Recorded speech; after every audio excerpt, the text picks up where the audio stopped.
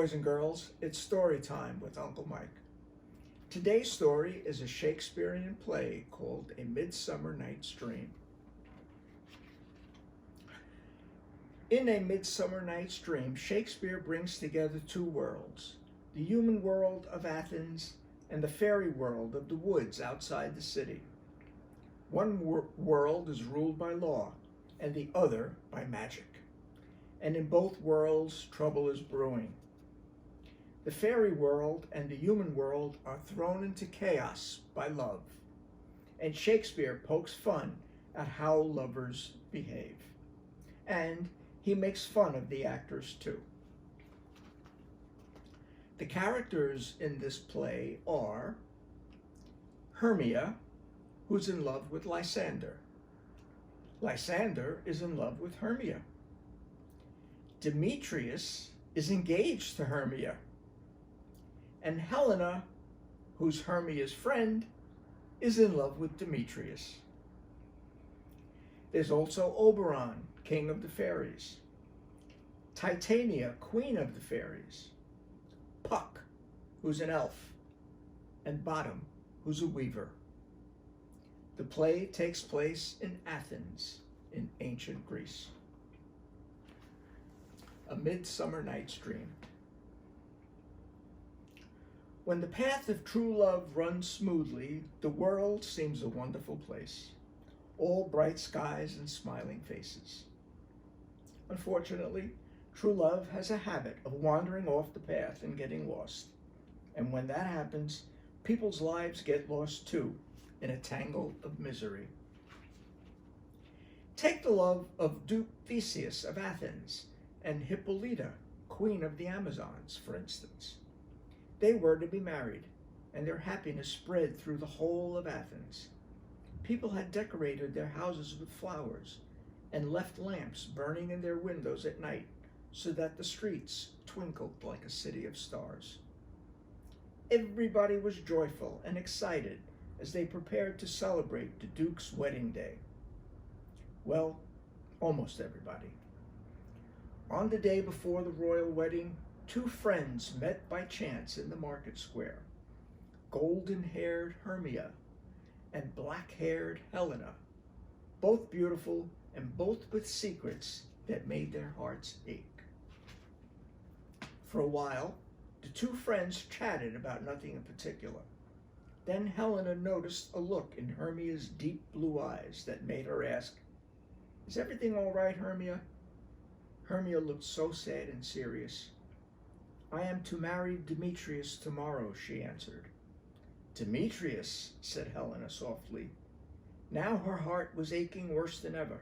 Night after night she had cried herself to sleep, whispering Demetrius's name, knowing that her love for him was hopeless. Many years ago, the families of Hermia and Demetrius had agreed that when they were of age, their daughter and son should marry. "You must be the happiest young woman in Athens," sighed Helena. "I've never been so miserable in all my life," Hermia declared. "You see, I don't love Demetrius." "You don't?" cried Helena, amazed. "I'm in love with Lysander," Hermia confessed, and she began to describe all the things that made Lysander so wonderful. Helena thought about Lysander with his curly brown hair and broad smile. He was quite handsome, she supposed, but he didn't have Demetrius's dark, brooding good looks. Why on earth did Hermia find him so attractive? "Of course I told my father that I didn't wish to marry Demetrius," Hermia said, "and he went straight to him to explain. But you know how stubborn Demetrius can be. He's lost his temper and said it didn't matter who I loved. Our marriage had been arranged and it must go ahead, no matter what. His stupid pride's been hurt, that's all. He doesn't love me a bit." "Then who does he love?" Helena inquired. "No one, except for himself," said Hermia. "I can't marry someone I don't love, and I know it will cause a scandal.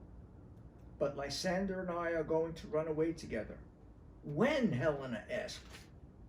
"Tonight," Hermia told her. "I'm meeting him at midnight in the woods outside the city walls. We plan to travel through the night, and in the morning we'll find a little temple where we can be married. Oh, Helena, it will be so romantic. Please say that you're happy for me." "Of course I am," said Helena. "I'm overjoyed." And she was overjoyed for herself. At last, this is my chance, she thought. If I visit Demetrius tonight and tell him that Hermia and Lysander have gone off together, he'll forget about his pride. And then, when I tell him how I feel about him, he'll be so flattered, he'll fall in love with me. Love always finds a way. Which is true, but love doesn't always find the way that people expect, as Helena was about to find out. For it was not only in the human world that love was causing unhappiness. Although Helena and Hermia didn't know it, two different worlds would meet in the woods outside Athens that night, and the result would be chaos.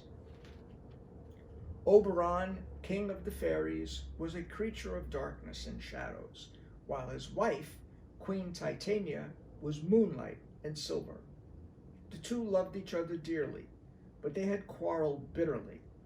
Titania had taken a little orphan boy as a page and made such a fuss of the lad that Oberon had become very jealous. He wanted the page for himself. A page is like a servant or someone who helps.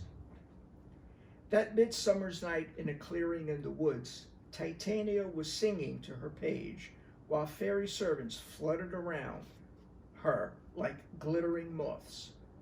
When Oberon appeared, Titania's silvery eyes darkened.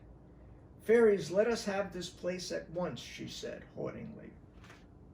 "Wait," Titania snapped Oberon. "This quarrel of ours has gone on too long. You say I have no reason to be jealous of the boy? Very well, prove it. Give him to me." "Not for all your fairy kingdom," hissed Titania. She raised her left hand and sent a ball of fire roaring across the glade, straight at Oberon's head. Oberon spoke a word of magic, and the fire turned to water that burst over him, drenching his clothes. By the time he had rubbed the water from his eyes, the glade was empty and Oberon was all alone. "I'll make you sorry for this, Titania," he vowed. Then, lifting his dripping head, he called out, "Puck, come to me now." A breeze sighed in the branches as an elf dropped out of the air and landed at Oberon's feet. The elf was dressed in leaves that had been sewn together. His hair was tangled, his skin was brown as chestnuts, and when he smiled, his white teeth flashed mischievously. "Command me, master," Puck said. "I mean to teach the queen a lesson," said Oberon. "Go, search the earth and fetch me the flower called love in idleness." "I will fly faster than a falling star," said Puck, and with that he vanished.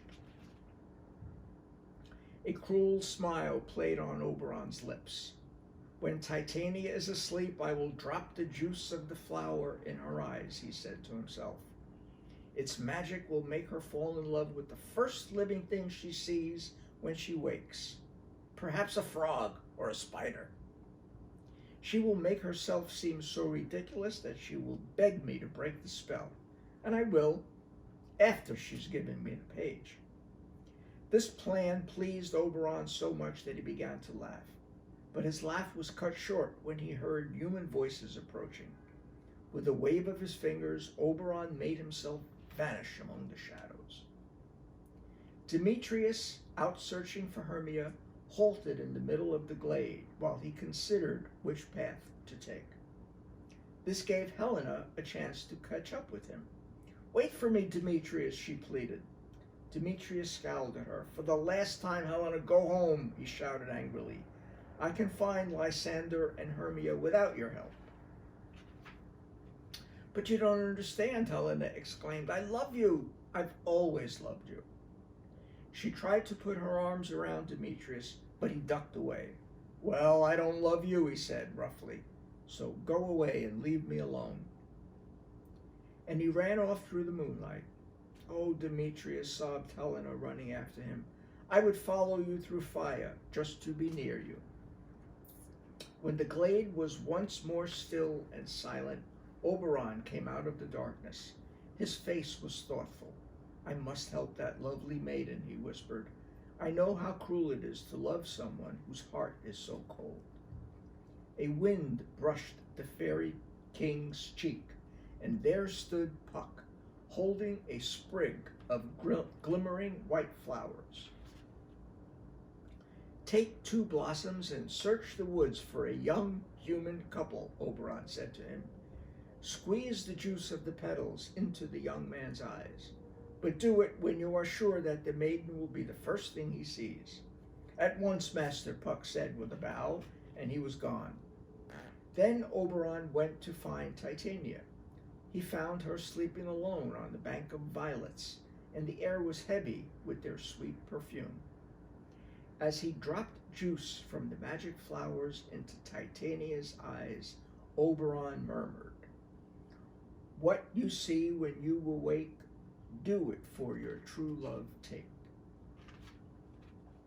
At that very moment, in another part of the woods, Puck was putting magic juice into the eyes of a young man he had found sleeping next to a young woman at the foot of a pine tree.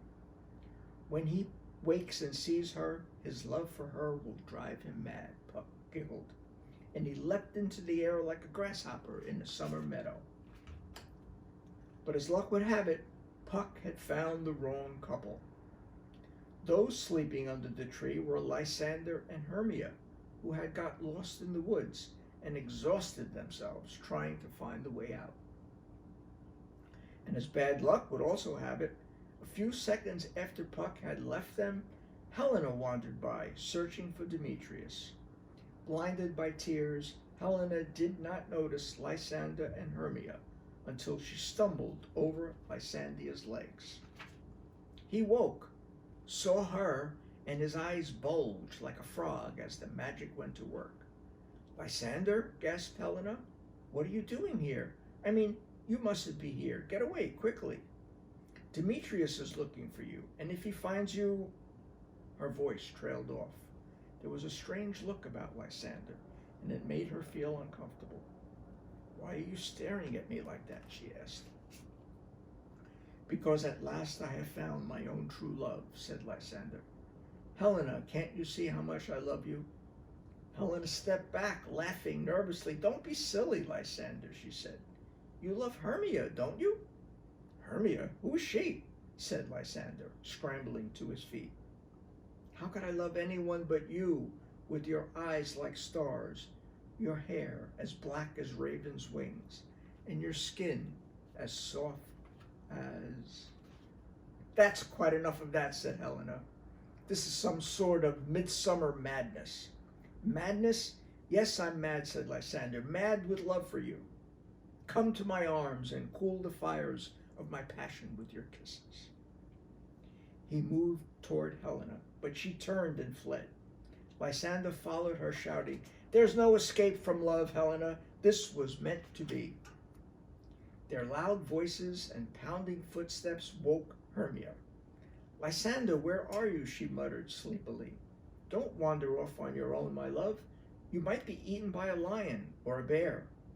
The very thought made her wide awake, and she sat up. "Or I might be eaten, come to think of that," she said with a shudder. "I'm coming to find you, Lysander, so we can be eaten together." Not 5 paces from the bank of violets where Titania lay asleep, a group of Athenians had gathered in secret to rehearse a play that they meant to perform for Duke Theseus after his wedding. One of the actors, a weaver called Bottom, was behind the tree, waiting to appear when he heard his cue. "I'll show them how it's done," Bottom said to himself. "When the Duke sees what a fine actor I am, he'll give me a purse of gold, or my name's not Nick Bottom." He glanced up and saw a strange orange light circling the tree. "Now what's that, I wonder," he muttered. "A firefly, perhaps?" It was Puck. He had noticed the actors as he flew by on his way back to Oberon, and had seen a chance to make mischief. "Behold the queen's new love," he said. Magic sparks showered down from his fingertips, onto the weaver. Immediately, Bottom's face began to sprout hair, and his nose and ears grew longer and longer. His body was unchanged, so Bottom had no idea that anything was wrong, until he heard his cue and stepped out from behind the tree. Bottom had meant his entrance to be dramatic, and it certainly was. The other actors took one look at the donkey-headed monster coming toward them and raced away, screaming and shouting. "What's the matter with them?" said Bottom, scratching his chin. "My word, my beard has grown quickly today. I'll need a good shave before the performance tomorrow." He paced this way and paced that way, puzzling out why his friends had left in such a hurry. "Oh, I see. Haw, hee-haw," he said at last. "They're trying to frighten me by leaving me alone in the woods in the dark. Well, it won't work. It takes more than that to frighten a man like me. Haw, hee-haw." And to prove how brave he was, Bottom began to sing. His voice was part human, part donkey, and it sounded like the squealing of rusty hinges. It woke Queen Titania from her sleep on the bank of violets. "Do I hear an angel singing?" she said, and raised herself on one elbow and gazed at Bottom. "Adorable human, I have fallen wildly in love with you," she told him. "Really?" said Bottom, not the least alarmed by the sudden appearance of the fairy queen. He was sure it was all part of the trick his friends were playing. "Sit beside me so I can stroke your long, silky ears," Titania purred. "My servants will bring you anything you desire." "I wouldn't say no to some supper," said Bottom. "Nothing fancy. A bale of hay or a bag of oats would suit me fine." From above came the sound of Puck's laughter, like the pealing of tiny bells. Pealing is ringing. Oberon's laughter set every owl in the woods hooting. "My proud queen, in love with a donkey," he cried. "Well done, Puck. Titania will think twice before she defies me again." "But what of the humans?" "I did as you commanded, master," said Puck. "I found them." A voice made him turn his head, and he saw Demetrius stamping along the path, dragging Hermia behind the arm. "That is the fellow," said Oberon. "But who is that with him?" "He is not the one I cast the spell on," Puck yelped. "Quickly," said Oberon, "make yourself invisible before they see us." Hermia was thoroughly miserable. Everything had gone wrong. She had found Demetrius instead of Lysander, and Demetrius was in such a foul temper that she feared the worst. "Oh, where is Lysander?" she cried. "You've killed him, haven't you, you brute?" With a weary groan, Demetrius let Hermia go and slumped to the ground. "I haven't touched your precious Lysander," he yawned. "Now stop whining and get some sleep. When it's light, we'll find our way out of these accursed woods." "I won't rest until I find Lysander," Hermia said defiantly. "Just as you wish," said Demetrius. "I'm too tired to argue anymore." He lay back among the ferns and closed his eyes. He heard Hermia walking away, and then he fell into a deep sleep. Moonlight shifted and shivered as Oberon and Puck reappeared. "This is the man," said Oberon, peering down at Demetrius. "Searching the woods for a black-haired maiden and bring her here. When he is close by, I will put magic juice in his eyes and wake him." "Yes, master. But tell me, is human love always so complicated?" Puck asked curiously. "Just do as I have commanded," snapped Oberon. Helen was still running with Lysander, just a few steps behind her. So many bewildering things had happened to her that when an orange light appeared above the path in front of her, she was not surprised.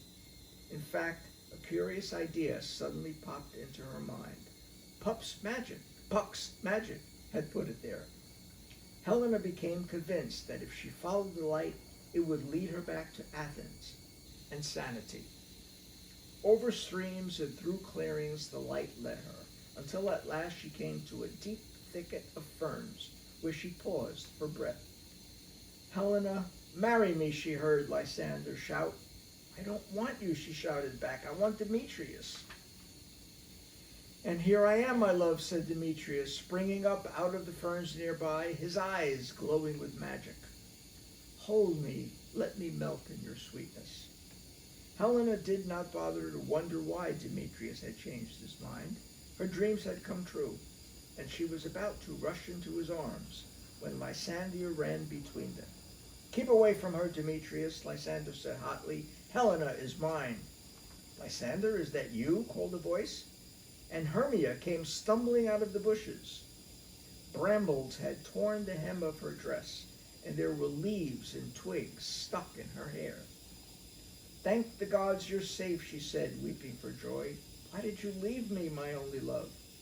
Because I can't bear the sight of you, said Lysander. I want to marry Helena.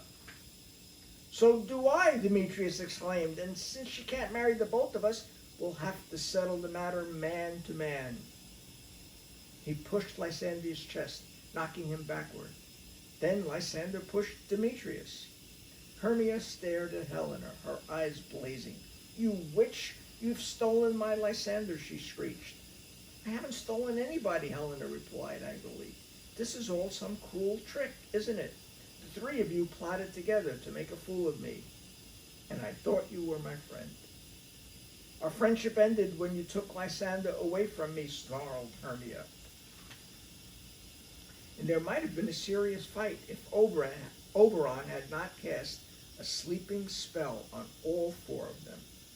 They dropped to the ground like ripe apples, Hermia falling close to Lysander and Helena collapsing at Demetrius' side. Oberon and Puck appeared magically beside them. Smear their eyes with fairy juice, said Oberon. This knot of lovers will unravel when they wake. As Puck hurried about his task, the air was filled with the singing of fairy voices. The queen, Puck muttered in alarm. The queen is coming. Titania did not notice Puck and Oberon or the sleeping lovers. She could see nothing but Bottom, whose jaws were stretched open in a wide yawn. Are you weary, dearest one? She asked him tenderly. Rest with me on these soft ferns. I feel a powerful sleep coming over me, haw, hee, haw, said Bottom. Fairies, leave us, ordered Titania. The fairies flew away, leaving bright trails in the air. Titania cradled Bottom's head in her lap, and they both dozed. Oberon and Puck crept close. Puck began to grin, but he stopped when he saw the sorrow in his master's eyes. There is no laughter in this, Oberon sighed. How I long for Titania to smile at me, as she smiled at this creature, and to feel her soft arms around me as I sleep. Break the spell on the human, Puck, while I deal with the queen. Oberon moved his hands, weaving shadows into magic as he chanted. Be the way you used to be, see the way you used to see. Wake, my queen, and come to me. Titania opened her eyes, and when she saw Oberon, she flew into his arms. I am so glad that you are here, my love, she said. I had the strangest dream. I dreamed that I had fallen in love with a... We will never quarrel again, Oberon promised. Keep your page. Have 50 pages if you wish. What does it matter as long as we are together? Puck saw that the sky was getting lighter. It's almost dawn, master, he warned. Then we must leave, said Oberon. And he, Titania and Puck faded into the pale morning light. When the sun rose, its light woke Demetrius and Helena, who fell in love at first sight. Then Lysander and Hermia, who fell in love all over again. There was much smiling, sighing, and kissing. And soon Demetrius said, Today is Duke Theseus's wedding day, as well as mine and Helena's. Come, my friends, the priest can marry us all at the same ceremony. And the lovers hurried off toward Athens, laughing every step of the way, the paths of their true love running smoothly at last. And as for Bottom, He woke some time later and clambered stiffly to his feet. I thought I was, he mumbled. I thought I had. Anxiously he felt his face and ears and then sighed with relief. What a midsummer night's dream, he exclaimed. I'll write a poem about it and read it to Duke Decius and his bride, and the Duke will say, well done, noble bottom, here's some gold for you. And he stumbled away through the ferns, making up lines of poetry and reciting them out loud as he went. End of the story. And that's the end of today's story. Stay tuned for another story from Uncle Mike.